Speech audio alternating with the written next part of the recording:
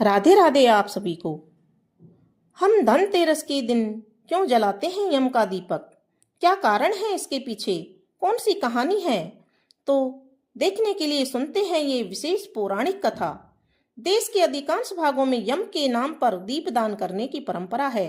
दीपावली के 2 दिन पूर्व धनवंतरी त्रयोदशी के सायकाल मिट्टी का कोरा दीपक लेते हैं। उसमें तिल का तेल डालकर नवीन रुई की बत्ती रखते हैं और फिर उसे प्रकाशित कर दक्षिण की तरफ मुंह करके मृत्यु के देवता यम को समर्पित करते हैं। तत्पश्चात इसे दरवाजे के बगल में अनाज की ढेरी पर रख देते हैं। प्रयास यह रहता है कि यह रात भर जलता रहे, बुझे नहीं। क्यों प्रकाशित करते हैं इस दीपक को?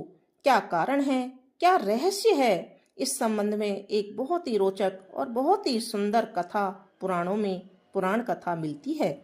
कहते हैं कि बहुत समय पहले हंसराज नाम का एक प्रतापी राजा था। एक बार वह अपने मित्रों, सैनिकों और अंगरक्षकों के साथ जंगल में शिकार खेलने गया।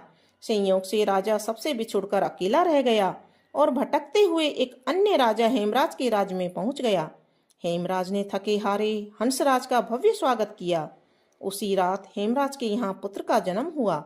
इसी खुशी के अवसर पर हेमराज ने राजकीय उत्सव में सम्मिलित होने के लिए आग्रह के साथ हंसराज को कुछ दिनों के लिए अपने यहाँ रोक लिया। बच्चे की छठवीं के दिन एक विचित्र घटना घटी। पूजा के समय एक देवी प्रकट हुई और बोली, आज इस शिशु की जो इतनी खुशियां मनाई जा रही हैं, यह अपने विवाह के चौथे दिन मृत्यु को प्राप्त हो जाएगा।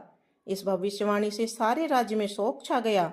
हेमराज उसके और उसके परिजनों पर तो वज्रपात ही हो गया। सबके सब स्तब्ध रह गए।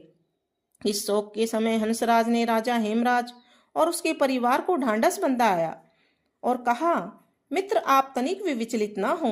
इस बालक की रक्षा मैं स्वयं करूंगा। संसार की कोई भी शक्ति इसका बाल बांका नहीं कर सकेगी। हंसराज ने यमुना के किनारे एक भूमिगत किला बनवाया। उसी के अंदर राजकुमार की पालन पोषण की व्यवस्था करवाई। इसके अतिरिक्त राजकुमार की प्राण रक्षा के लिए हंसराज ने सुयोग्य ब्राह्मणों से अनेक तांत्रिक अनुष्ठान, यज्ञ, मंत्र जाप आदि की भी व्यवस्था करवा रखी थी। धीरे धीरे राजकुमार युवा हुआ। उसकी सुंदरता एवं तेजस्विता की चर्चा सर्वत्र फैल गई। राजा हंसराज के कहने से हेमराज ने राजकुमार का विवाह भी कर दिया। जिस राजकुमारी से युवराज का विवाह हुआ था, वह साक्षात लक्ष्मी लगती थी। ऐसी सुंदर वर वधू की जोड़ी जीवन में किसी ने नहीं देखी थी। लेकिन विधि का विधान। विवाह के ठीक चौथे दिन यम के दूत आकर राजकुमार के प्राण हरण करने आ पहुंचे। अभी राज्य में मांगलिक कार्य समारोह चल ही रहा था कि राज परिवार और प्रजाजन में खुशियां मनाने में मग्न थे।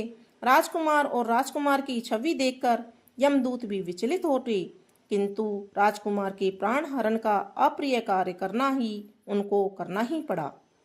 यमदूत जिस समय राजकुमार के प्राण लेकर चले, उस समय ऐसा हाहाकार मचा और दारुण दृश्य उपस्थित हुआ जिससे द्रवित होकर स्वयं दूत भी रोने लगे। इस घटना के कुछ समय पश्चात एक दिन यमराज ने प्रसन्न मुद्रा में अपने दूतों से पूछा, हे दूतों, तुम सब अनंत काल से पृथ्वी के जीवों का प्राण हरण करते आ रहे हो। क्या तुम्हें कभी किसी जीव पर दया आई है और मन में यह विचार उठा है कि इसे छोड़ देना चाहिए?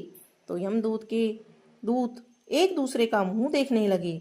यमराज ने उनके संकोच को भांपकर उन्हें उत्साहित किया, झिझको मत। अगर ऐसा प्रसंग आया हो तो निर्भय होकर बताओ। इस पर एक दूत ने सिर झुकाकर निवेदन किया, हे मृत्युदेव, ऐसे प्रसंग तो कम आए हैं, किंतु एक घटना अवश्य हुई है जिसकी स्मृति मुझे आज भी विहल कर देती है। यह कहते हुए दूत ने हेमराज के पुत्र के प्राण हरण की घटना सुना दी। इस दुखद प्रसंग से यमराज भी विचलित होते।